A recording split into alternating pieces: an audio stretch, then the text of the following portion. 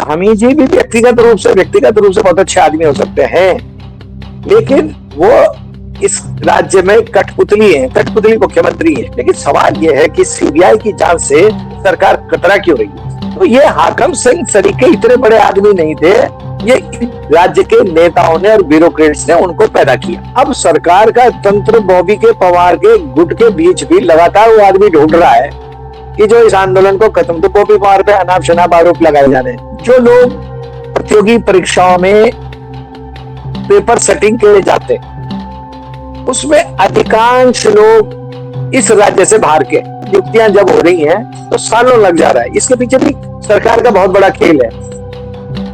परीक्षार्थी तो भूल ही जा रहा है कि उसने कौन सी परीक्षा कब दी। जो एक सरकार की हठ धर्मिता है कि हमारी डबल इंजन की सरकार है, हम कुछ भी कर सकते हैं। इंदिरा गांधी ने उसको दरकिनार करके आंदोलनकारियों को पहले बुलाया श्रीनगर एसएसबी के गेस्ट हाउस में, उनकी मांगों को सुना, और तुरंत जब सार्वजनिक सभा होती है श्रीनगर में, तो वो कहती है कि नहीं, एक नहीं अब 2 विश्वविद्यालय खुले। हाकम सिंह के गेस्ट हाउस पे पुलिस का बड़ा अधिकारी और हमारे प्रशासनिक सेवा के अधिकारी देखे गए, पार्टी करते देखे गए, और ये विरोध इस समय भाजपा के अंदर भी सुलग रहा है। मनो एक चीज बहुत बड़ी बात, सबसे पहले न्यायिक जांच की मांग भी त्रिवेंद्र रावत ने की, जो वर्तमान में हरिद्वार से सांसद है। अगर ये जितना लंबा आंदोलन खींचेगा, ये सरकार के लिए कहीं ना कहीं भारी पड़ेगा।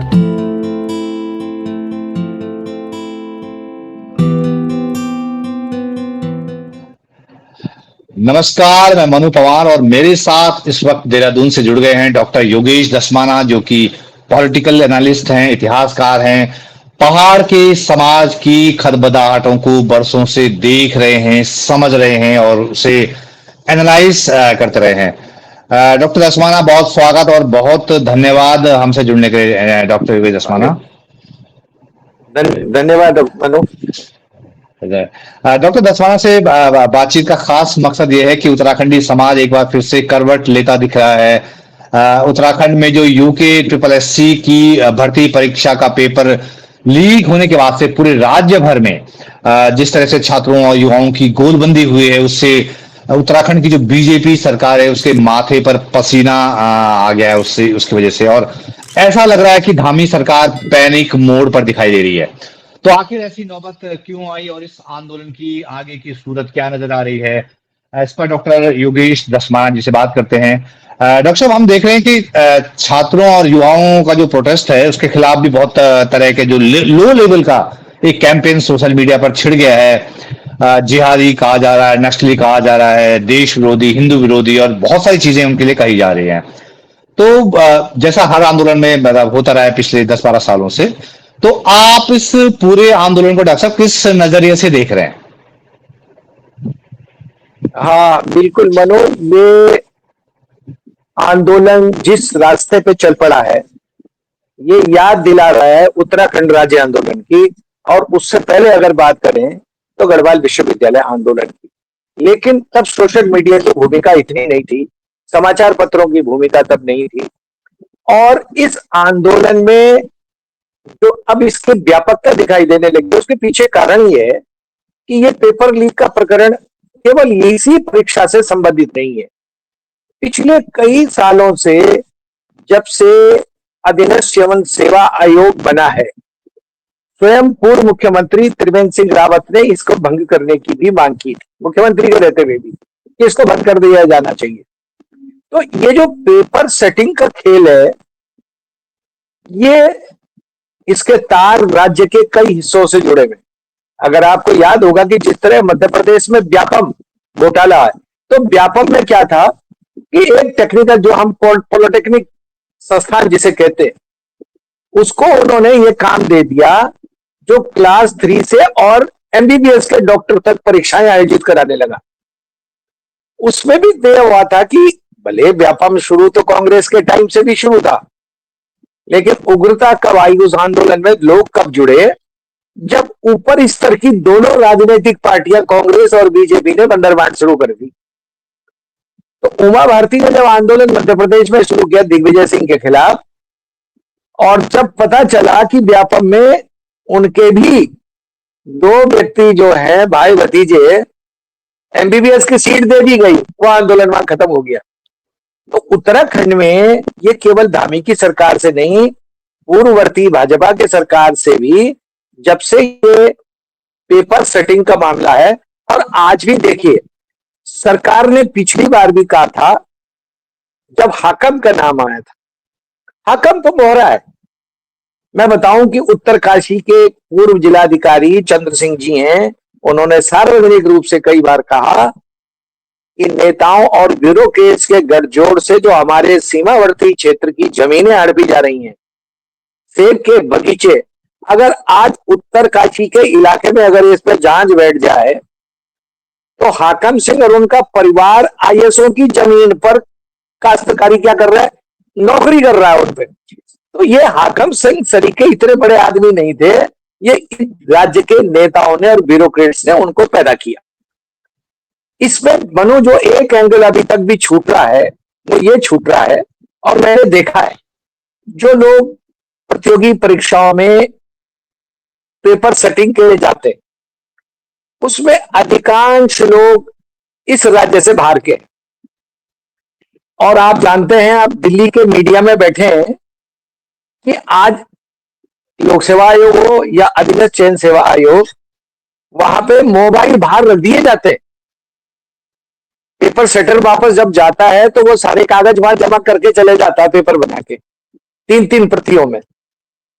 लेकिन होता क्या है कि बहुत टाइम से देखा गया कि कुछ डिवाइसें ऐसी बन गई हैं जो आपके चश्मे पे भी हैं, वो फोटो खींच देंगे, आपके पेन पे भी हैं, इन पे तो कोई गौर कर ही नहीं रहा। तीसरी बात कि इसके साथ साथ जो आयोग में ये परीक्षा पेपर बनाने वाले एक्सपर्ट्स आते हैं, इनको जो रफ कागज दिए जाते हैं वो किस गिनती में दिया जा रहा है, वापसी में नहीं लौटाते, कोई चेकिंग नहीं होती इसकी। तो 3 पेपर अगर उसने बना दिया तो उसके खास खास सवाल उसने एक जगह लिख दिए, वो सीधे इन पेपरों को भेजता है कोचिंग सेंटर को, और इस कोचिंग सेंटर में 5 लाख रुपए से तक, मिनिमम 5 लाख रुपए तक कोचिंग सेंटर पेपर खरीदता है। फिर वो अपने जो वहां कोचिंग लेने वाले छात्र हैं उनको कहता है कि अगर आपको विशेषज्ञ सवाल चाहिए जिनको की संभावना है ज्यादा इस तरह से, उनके लिए फिर वो लड़कों से किसी से 20,000 किसी के 50,000 वहां से भी वो वसूल करते हैं। और ये जितने कोचिंग सेंटर के माफिया हैं ये ज्यादातर इस राज्य से बाहर के हैं, राजस्थान है, मध्य प्रदेश है, हरियाणा है, दिल्ली है। तो ये इस तरफ इनका ध्यान नहीं है। जैसे अभी हमारे आयोग के जो अध्यक्ष मर्तोलिया जी हैं, बहुत काबिल आदमी है, ईमानदार आदमी है, इसमें कोई शक नहीं है। लेकिन सवाल है कि जिस व्यवस्था के अंतर्गत वो काम कर रहे हैं वो व्यवस्था कितनी पारदर्शी और ईमानदार है। आपने शुरू में कहा कि 3 पन्ने आउट, बड़ा हास्यास्पद बेहुदा बयान नजर आता है कि 3 पन्ने अगर, और एसपी ने भी अभी वही कहा प्रेस कॉन्फ्रेंस में। लेकिन इस आंदोलन के दबाव में जो सरकार ने एसआईटी गठित की है उसमें इन्होंने कह दिया कि अब जांच का दायरा पूरा उत्तराखंड होगा हमारा। तो जाहिर है कि सरकार कहीं न कहीं बैकडोर पर आती दिखाई दे रही है और स्वीकार कर रही है कि इसके तार और इसकी जांच अन्य क्षेत्रों में। लेकिन सवाल यह है कि सीबीआई की जांच से सरकार कतरा क्यों रही है। धामी जी ने ये अंकिता भंडारी, ये बड़ा महत्वपूर्ण सवाल है। और मनु, मुझे जी जी एक बात अपनी पूरी कर लो। धामी जी आज सुबह भी अपने एक सोशल मीडिया हैंडल से कह रहे हैं कि भाई समझो कि हम सीबीआई की जांच इसलिए नहीं कराते कि नियुक्तियां होनी बंद हो जाएंगी, विलंब होगा। अंकिता भंडारी कांड में भी इन्होंने ये कहा था कि हम सीबीआई को देंगे लेकिन मामला बहुत लंबा खींचेगा।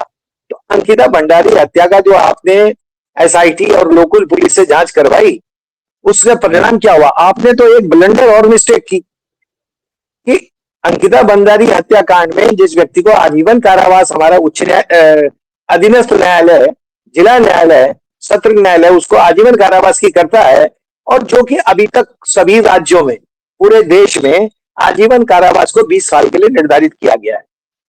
लेकिन धामी जी को आनंद फानंद में उसको सजा होने के बाद क्या जरूरत थी कि इस सजा को 16 साल कर दिया? 14 साल भी हो सकती है, तो साफ जाहिर है कि धामी जी भी व्यक्तिगत रूप से बहुत अच्छे आदमी हो सकते हैं, लेकिन वो इस राज्य में कठपुतली मुख्यमंत्री हैं, और जो निर्देश उनको अपने आलाओं से, अपने सेंट्रल कमांड से मिलता है, वो उसी के अनुसार कार्रवाई करते हैं। वैसे भी देखिए आप, नियुक्तियां जब हो रही हैं तो सालों लग जा रहा है, इसके पीछे भी सरकार का बहुत बड़ा खेल है। परीक्षार्थी तो भूल ही जा रहा है कि उसने कौन सी परीक्षा कब दी थी। तो धामी जी सरकार सीबीआई जांच से क्यों बच रहे हैं? और मैं सोचता हूं कि अगर धामी जी इस पूरे प्रकरण को अभी सीबीआई को देते हैं तो आंदोलन का सम्मानजनक रास्ता निकल सकता है। जी, तो धामी जी अगर सीबीआई को मामला सौंपते हैं तो आंदोलन का एक सम्मानजनक रास्ता निकल सकता है, डॉक्टर योगेश जसवाना कह रहे हैं। आपने ये डॉक्टर अंकिता भंडारी केस का भी जिक्र किया कि वहां पे भी धामी सरकार ने दिलचस्पी नहीं दिखाई सीबीआई को देने में, और बाद बिल्कुल। में वो सवाल अनुत्तरित रह गया कि भाई वो वीआईपी कौन था। इसका मतलब ये है कि शायद किसी को ये मैसेज गया कि किसी को बचाने के लिए आपने सीबीआई जांच नहीं दी। यहां भी आप सीबीआई की जांच नहीं दे रहे हैं, बहाने बना रहे हैं कि इसकी पेंडिंग लंबा खिंच जाएगा। लेकिन यहां भी लोग कह रहे हैं कि भाई जिस सेंटर से परीक्षा पेपर लीक हुआ वो बीजेपी के नेता धर्मेंद्र चौहान का सेंटर है। तो अगर सीबीआई के हत्थे जांच आती है तो जाहिर सी बात है कि और चीजें खुदेंगी कि भाई धर्मेंद्र चौहान के सेंटर में ये क्या चल रहा था। इसका मतलब बड़ा खेल होगा। तो क्या डॉक्टर साहब हम ये समझें कि धामी सरकार और उसके जो सलाहकार हैं इस आंदोलन की तीव्रता को भांपने या इसके सेंटिमेंट को पढ़ने में चूक कर रहे हैं? ये तो बहुत छोटी सी बात है, चूक तो कर ही रहे हैं, लेकिन कहीं ना कहीं इसके पीछे जो एक सरकार की हठ धर्मिता है कि हमारी डबल इंजन की सरकार है, हम कुछ भी कर सकते हैं। तो ये डबल इंजन सरकार का जो नशा है, और ये आपने बड़ी महत्वपूर्ण बात की है कि सरकार का जो अपना खुफिया तंत्र होता है वो भी इनको मुगालते में रख रहा है। और होता भी है कि चाहे पुलिस हो, चाहे उनका गुप्तचर विभाग हो, वो आंदोलन को तोड़ने की हर स्थिति पर कोशिश भी करते हैं। आज सुबह मेरे एक सोशल हैंडल पे मर्तोलिया जी का बयान देख रहा था कि वो लड़की जो असिस्टेंट प्रोफेसर है, वो उस पेपर को बॉबी पवार को ना भेजकर सीधे हमें भेजती। एक सामान्य जानने की बात है, मर्तोलिया जी भी पुलिस के अधिकारी हैं पुराने, हम उनके पुराने से अच्छे जानते हैं। सरकार में है तो सरकार की पक्ष की बात करना उनकी मजबूरी हो सकती है, लेकिन ये वही पुलिस है कि अगर वो सीधे यूपीएससी अधिनियम चयन सेवा आयोग को शिकायत करती तो शायद पहले उसकी गिरफ्तारी कर ली जाती या उसको मुलतवी कर दिया जाता। दो स्थितियां थी। इसी बात मैं सोचता हूं कि सरकार इतनी भयभीत क्यों है सीबीआई के नाम से भी। दोनों जगह इनकी सरकारें हैं। सीबीआई भी जिस तरीके से काम कर रही है कोई बहुत ज्यादा उम्मीद नहीं करती, पर फिर भी क्योंकि उसमें न्यायिक सेवा से जुड़े हुए लोग हैं, कहीं ना कहीं शायद कभी किसी को सबूत दिया है वो काम करे। लेकिन मनु मैं एक उदाहरण देता हूं, क्योंकि आज मुश्किल यह है कि अगर आप बीजेपी के विरुद्ध बोलते हैं तो आप देशद्रोही साबित कर दिए जाएंगे, जैसे सोनम को कर दिया गया। लेकिन मैं एक चीज कहना चाहता हूं, 1973 का वाकया मुझे याद है। गढ़वाल विश्वविद्यालय का आंदोलन चरम पे था। इंदिरा गांधी बद्रीनाथ आ रही थी और पौड़ी भी उसको पहुंचना था, श्रीनगर में भी मीटिंग थी। तो कुछ युवाओं ने अति उत्साह में, कुछ लोगों ने नारे लगा दे जोशीमठ में कि दिल्ली दूर पेकिंग नजदीक, जबकि नारे लगाने वाले उसमें कुछ एलआईयू के ही लोग थे। लोगों बच्चों को भड़काया, तो एक उम्र होती है, भड़क गए, नारे लग गए। तो एलआईयू ने और उसके गुप्तचर रिपोर्ट ने, उसका जो रॉ का भी वहां ऑफिस है, उन्होंने इंदिरा गांधी को खबर की कि आप गढ़वाल का दौरा रद्द कर लें, असंतोष बहुत ज्यादा है, बवाल है। लेकिन इंदिरा गांधी ने कहा नहीं। वो बद्रीनाथ गई, श्रीनगर लौटी, उसने कहा कि श्रीनगर में विश्वविद्यालय की घोषणा करने से पहले मैं आंदोलनकारियों से बातचीत करूं। अपने तंत्र, अपनी पार्टी और पार्टी वालों ने तो कहा ही था कि आप बात करें, लेकिन उनका गुप्तचर संगठन नहीं चाहता था कि ये बात हो। लेकिन इंदिरा गांधी ने उसको दरकिनार करके आंदोलनकारियों को पहले बुलाया श्रीनगर एसएसबी के गेस्ट हाउस में, उनकी मांगों को सुना और तुरंत जब सार्वजनिक सभा होती है श्रीनगर में, तो वो कहती है कि नहीं, एक नहीं अब 2 विश्वविद्यालय खुलेंगे। तो ऐसी सहनशीलता और ऐसा जो एक राजनीतिक कौशल है, अगर उस समय ये दिया जा सकता है, तो धार्मिक सरकार को डर किस बात का, ये समझ अभी भी नहीं आ रहा है। जबकि सारे ब्यूरोक्रेट्स जो दोयम दर्जे के हैं, वो महत्वपूर्ण पदों पर बैठे हुए हैं यहाँ राज्य में, दोयम दर्जे के ब्यूरोक्रेट्स, और वही सरकार चला रहे हैं, ये बात तो बहुत जाहिर है। लेकिन इसके बावजूद भी, तभी मैंने कहा कि चूक तो कर ही रहे हो, लेकिन अभी भी हठ धर्मिता है कि डबल इंजन की सरकार इस आंदोलन को कुचलेगी और बदनाम करने के हर हथकंडे को अपनाएगी। वो बॉबी पवार से हो सकता है, कभी भीड़ में कोई घपला कर, या कोई बड़े छोटे उनके प्रयोग होते हैं आंदोलन को बदनाम कर। जैसे सोनम के यहाँ भी, सोनम का बयान भी आया है कि मेरे यहाँ तो किसी भी पुलिस वाले को या आईटीबीपी को या सेना को, जवान को कोई कोई आंच नहीं आई है, लेकिन उसके बाद भी उसके ऊपर धारा देशद्रोह की लगा दी है। इन पे भी लगा सकते हैं, कोई कोई बड़ी बात नहीं होगी।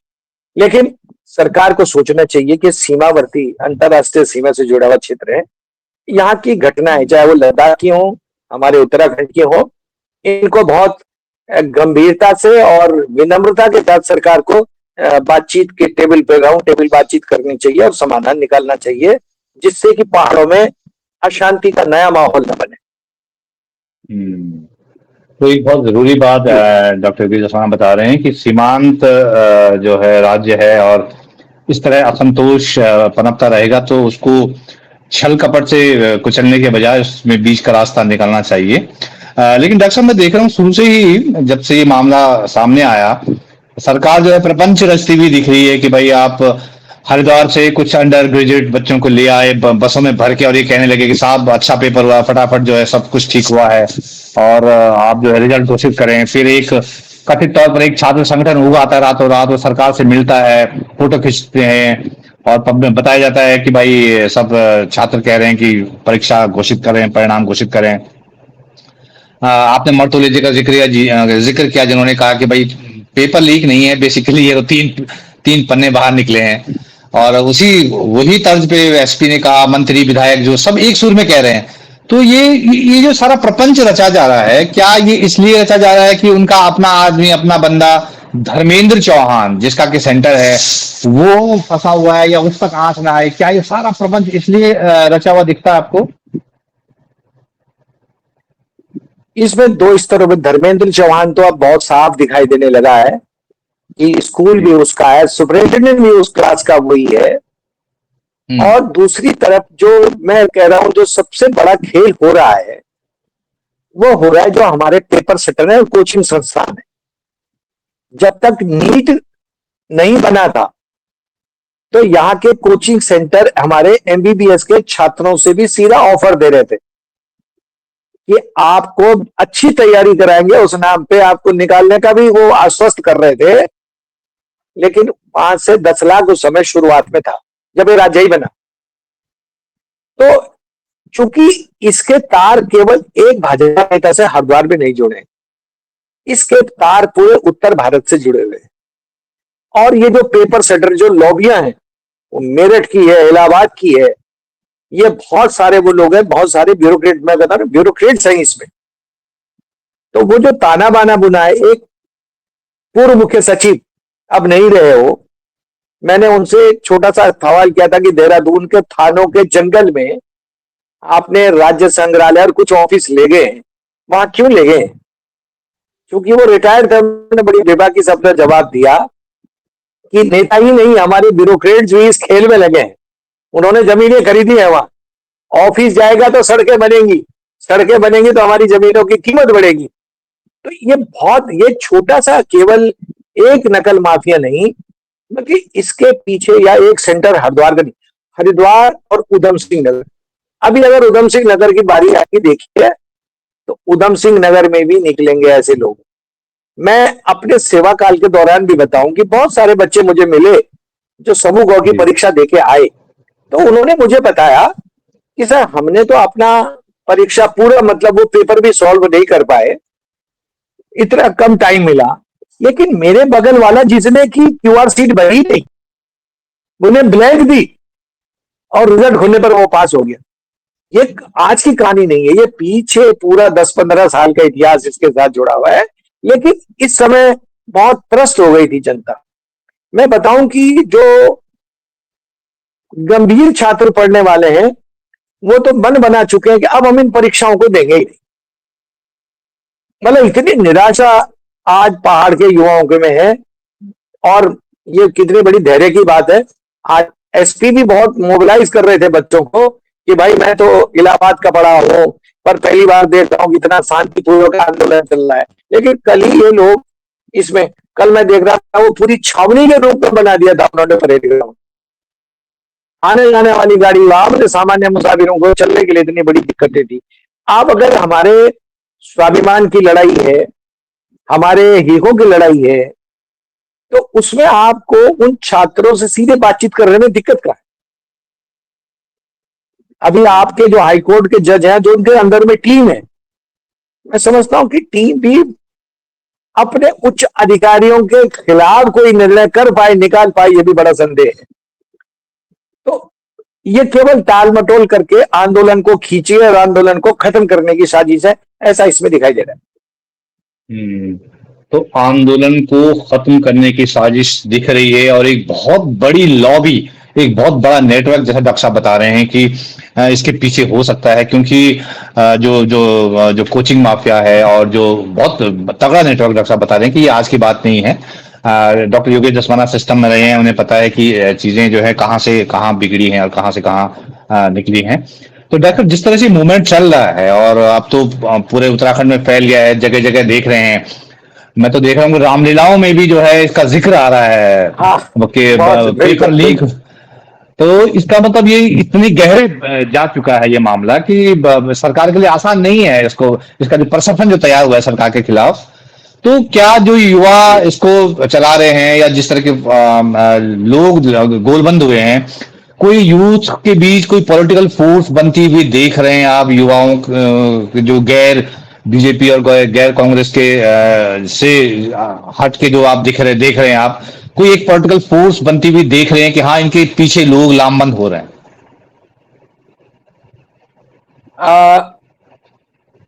विपक्षी दल समर्थन तो कर रहे हैं, लेकिन वो अभी सीधे आंदोलन में भागीदार नहीं बने हैं। जी। लेकिन युवाओं के बीच जो हमारा बेरोजगार संघ है या स्वाभिमान मोर्चा है, ये निश्चित रूप से इसके साथ छोटे जैसे यूकेडी और सभी लोगों का समर्थन है। और सभी लोग बिना किसी बैनर के, ये सबसे बड़ी बात है कि बिना किसी बैनर के अभी तक इस आंदोलन के साथ जुड़े हुए हैं। और इसमें दो राय नहीं कि बॉबी के नेतृत्व में अधिकांश युवा, लेकिन अब सरकार का तंत्र बॉबी के पवार के गुट के बीच भी लगातार वो आदमी ढूंढ रहा है कि जो इस आंदोलन को खत्म, तो बॉबी पवार पे अनाप शनाप आरोप लगाए जा रहे हैं। मैं ये कहता हूं कि बजाय इन आरोप लगाने के सीधे बातचीत के लिए बुलाएं और डेलीगेशन को बुलाएं और सीबीआई की जांच। तो यही दो मांगे हैं उनकी मुख्य रूप से। तो लेकिन सरकार लगता नहीं, वो अभी भी अपनी उसमें अड़ी हुई है कि नहीं, हम आंदोलन समाप्त होना चाहिए। तो क्योंकि जो पुरानी जांचें हुई हैं, किसी जांच का परिणाम आज तक निकला नहीं है। और किसी भी जांच में, जब इन्होंने पिछली बार हाकम सिंह का नाम आया था और हाकम सिंह के गेस्ट हाउस पे पुलिस का बड़ा अधिकारी और हमारे प्रशासनिक सेवा के अधिकारी देखे गए, पार्टी करते देखे गए, लेकिन इस सरकार की हिम्मत नहीं हुई कि इन्होंने आज दिन तक सालों साल के बाद कभी उन अधिकारियों से पूछने की हिम्मत की हो अपने। तो हम कैसे उम्मीद करें, क्योंकि ये तो अभी जांच में भी अपना उस जज को ढूंढ रहे होंगे कि जो इनके पक्ष की बात कर सके। तो न्याय मिलने में भी बहुत कठिनाई है। लेकिन अगर ये जितना लंबा आंदोलन खींचेगा, ये सरकार के लिए कहीं ना कहीं भारी पड़ेगा। और जैसे मैंने कहा, सीमावर्ती क्षेत्र में मैं इंदिरा गांधी की उस बात की तारीफ करता हूं कि इंदिरा गांधी ने अपनी एलआईयू को भी एक किनारे रख दिया अपने गुप्त तरीके से। उसने कहा कि नहीं, मैं आंदोलनकारियों से बात करूंगी। उत्तराखंड आंदोलन भी जब चले तो उन्होंने तब भी उनसे बात की। तो बातचीत करने में इस सरकार को हर्ज क्या है, जबकि दोनों जगह इनकी सरकारें हैं। तब भी इनको ये, इसका मतलब साफ है कि ये अपनी चित पे अड़े हैं। सरकार भी, हम जो कर रहे हैं ठीक कर रहे हैं। और इसमें एक बड़ा दिक्कत की बात ये भी होती है कि जब जब यहाँ पे अमित शाह या मोदी आए, उन्होंने जो धामी की पीठ थपथपाई, और ये विरोध इस समय भाजपा के अंदर भी सुलग रहा है। मनो, एक चीज बहुत बड़ी बात है, सबसे पहले न्यायिक जांच की मांग भी त्रिवेंद्र रावत ने की, जो वर्तमान में हरिद्वार से सांसद है। तो मुझे ऐसा नहीं है, ये पार्टी के कारण, पार्टी अनुशासन के कारण, ऊपर दबाव के कारण ही बोल नहीं पा रहे हैं। लेकिन पहली बार न्यायिक जांच की मांग भी उन्हीं की पार्टी के पूर्व मुख्यमंत्री त्रिवेंद्र रावत ने की। इससे पता चलता है कि पार्टी के अंदर भी विद्रोह है। कब फूट जाए कह नहीं सकते हैं, मुझे ऐसा लगता है।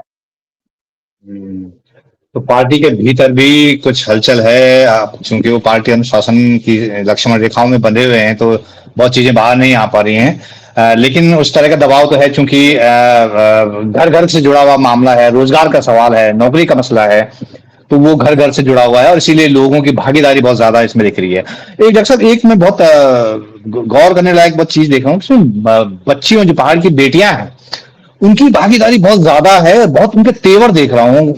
तो मतलब आप इसे किस तरह देख रहे हैं? बहुत बुलंद आवाजें मैंने इस मूवमेंट में देखी है लड़कियों की, न सिर्फ देहरादून में बल्कि पहाड़ में जहां जहां भी मूवमेंट चल रहे हैं, लड़कियों की भागीदारी बहुत ज्यादा है इस तो किस तरह से देख रहे हैं आप, किस तरह एनालाइज करेंगे डॉक्टर साहब?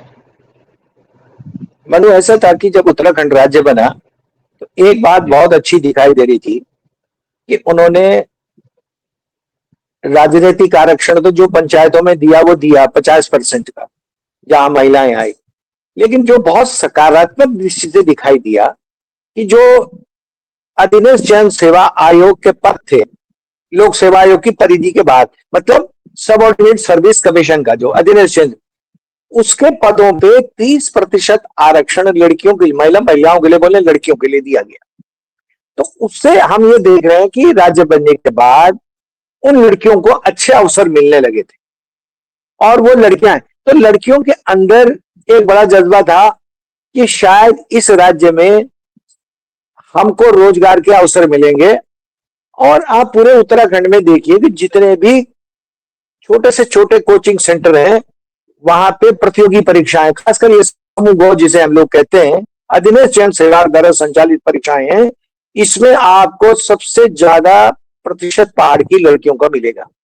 तो सबसे ज्यादा निराशा भी उनके बीच है, क्योंकि बार बार पेपर आउट होता है, रद्द होता है, और पेपर होने के बाद 2-2, 3-3 साल उसकी स्टोटे में लग जाते हैं। कई लोग बेरोजगार, तब तक तो आयु सीमा है, वो आयु सीमा चली जाती है। तो वो इसीलिए वो भी घर छोड़ के जो यहाँ कोचिंग सेंटरों में, पीजी में रह रही हैं, वो भी अब सड़कों में उतर गई हैं कि अगर इसी तरह से पेपर आउट होते रहे और उनके साथ अन्याय होता रहा तो वो कहाँ जाएंगे।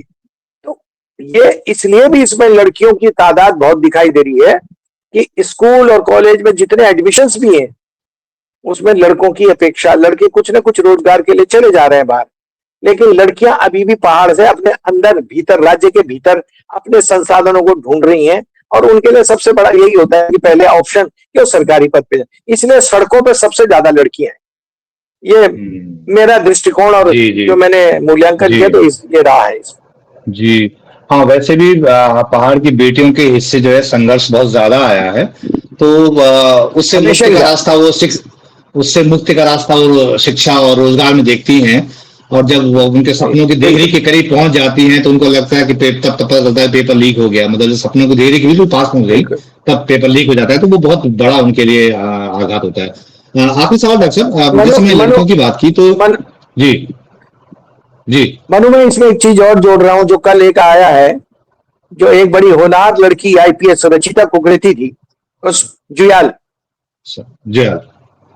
उसने एक मंत्री के दबाव के कारण ही स्वैच्छिक सेवानिवृत्ति लेने की अपील की थी, पत्र लिखा था शासन को, और भारत सरकार ने उसकी स्वैच्छिक सेवानिवृत्ति के आवेदन को स्वीकार कर लिया। यह हमारे कितनी मेहनत से उस लड़की ने भारतीय प्रशासनिक सेवा को उत्तीर्ण करने के बाद आईपीएस कैडर को प्राप्त किया, और मुश्किल से 4-5 साल के बाद यह सिस्टम उसको इतना विवश करता है कि उसको इस्तीफा देने के लिए मजबूर होना पड़ा। भले ही उसने अभी उस इस्तीफे का खुलासा नहीं किया, उसने केवल इतना ही कहा कि मैं निजी कारणों से दे रही हूं, लेकिन जो खबरें बाहर निकल के आई हैं कि उसमें बहुत ज्यादा एक मंत्री का, क्योंकि उसको जो जांच दी गई थी उस मंत्री के खिलाफ आय से अधिक संपत्ति के मामले में, तो वहां से जिस तरह से उसको थ्रेट मिला और कई चीजों का उसको दबाव डाला गया, तो वो उस दबाव को नहीं झेल पाई और उसने इस्तीफा देना उचित समझा, और कल के यहाँ समाचार पत्रों में आ गया कि उसका इस्तीफा भारत सरकार ने मंजूर कर लिया।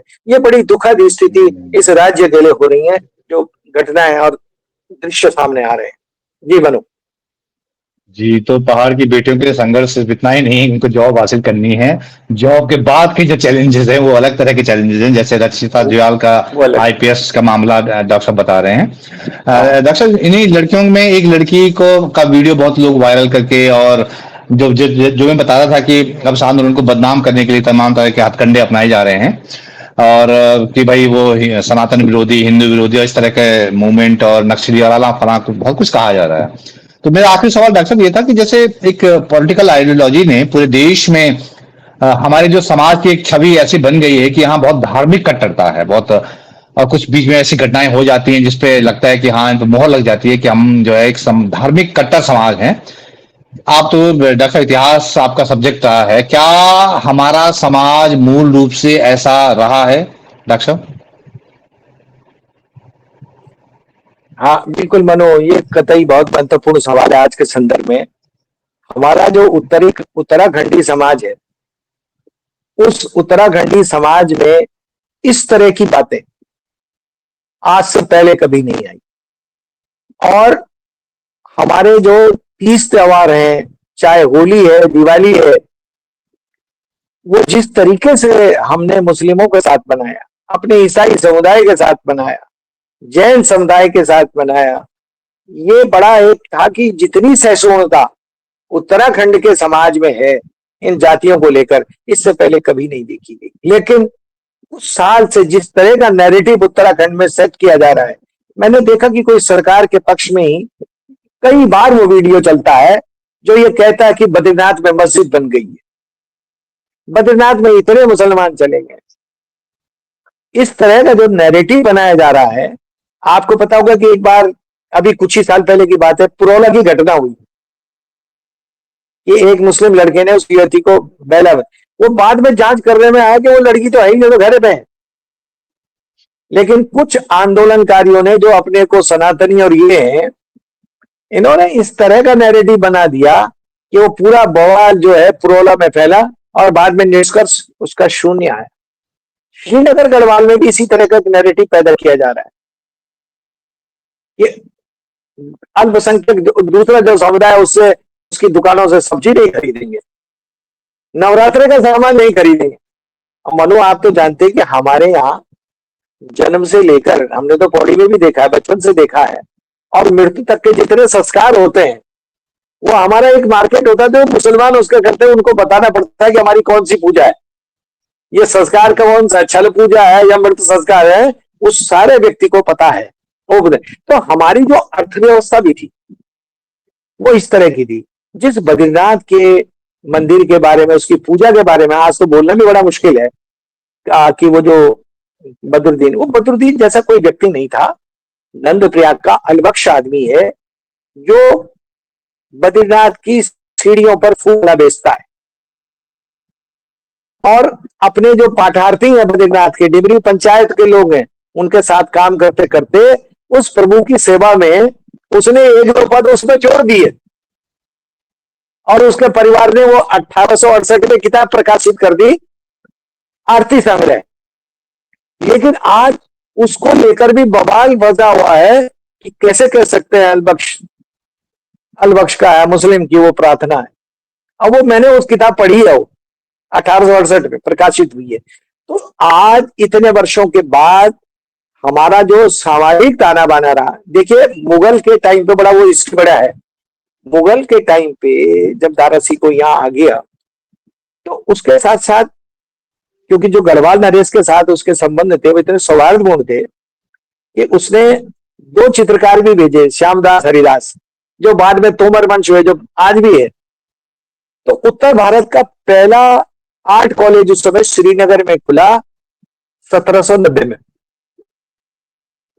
कभी कोई दंगा नहीं हुआ, आज दिन तक कोई दंगा नहीं हुआ। अगर आप ये हल्द्वानी की एक घटना छोड़ दें जिसके पीछे भी कई बहुत सारे कारण थे, और जिसको एक जाति और समुदाय विशेष का रंग देकर बदनाम करने की कोशिश की गई। ये सारे प्रकरण इन 10-15 सालों में जो उपजे हैं, ये हमारे उत्तराखंड की जो सांझी विरासत है उसके लिए बहुत खराब है, बहुत घातक है। मानो एक चीज और है, वो इतिहास में दर्ज है। गढ़वाल नरेश के जो अपने राजदूत थे पुरिया नैथानी, चूंकि उसको फारसी सब आते थे, वो रिकॉर्डेड है किताबों में, ऐसा नहीं है कि कपोल कल्पित या केवल सुनी। तो 1668 के आसपास औरंगजेब की बहन रोशन आरा की शादी होती है दिल्ली में, तो गढ़वाल नरेश पुरिया नैथानी को दिल्ली भेजते हैं, बहुत आदर सम्मान होता है। देसी रियासतों के लोग पुरिया नैथानी को कहते हैं कि भाई तुम बहुत अच्छी उर्दू फारसी बोलते हो, अरबी बोलते हो, लिखते हो। तो जब सुबह विदा किया जा रहा था और उपहार ले रहा था, तो पुरिया नैथानी का भी जब नंबर आया तो पुरिया नैथानी ने उपहार लेने से मना कर दिया। तो औरंगजेब ने उससे पूछा कि भाई सारे लोगों ने तो उपहार लिया, आप क्यों मना कर रहे हैं? तो पुरिया नैथानी ने कहा, महाराज मैं आपकी इस छवि को देख के बड़ा अभिभूत हूं। बाहर तो आपको प्रचारित किया जा रहा है कि हिंदू विरोधी अगर कोई देश में है, सबसे ज्यादा जो मंदिर तोड़े गए हैं वो आपके शासनकाल में तोड़े गए हैं। और जजिया कर, अब जजिया कर तो अकबर के जमाने से लगा था, लेकिन जजिया कर, तो पुरिया नैथानी ने कहा कि इस छवि से बाहर निकलिए। तो उसने कहा क्या कर सकता हूं मैं? उसने कहा ये जजिया कर हिंदू देसी रियासतों पर जो जजिया कर है वो उसने समाप्त कर दिया। एक और बड़ा महत्वपूर्ण था कि देवलगढ़ के मंदिर के लिए, देवलगढ़ के मंदिर के बारे में पुरिया नैथानी ने कहा कि वो भी आपके उसी दौर में टूटा, जबकि वो मंदिर टूटा था गोरखाओं के टाइम पे ज्यादा, लेकिन उसके पुनर्निर्माण के लिए भी औरंगजेब ने धन दिया।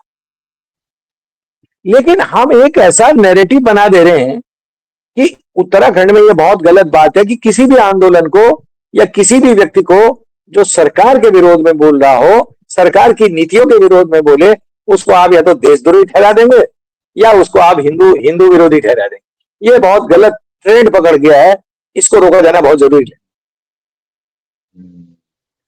तो एक नैरेटिव फैलाया जा रहा है और जन आंदोलनों की मौत जो है ऐसे नैरेटिव्स के जरिए की जा रही है।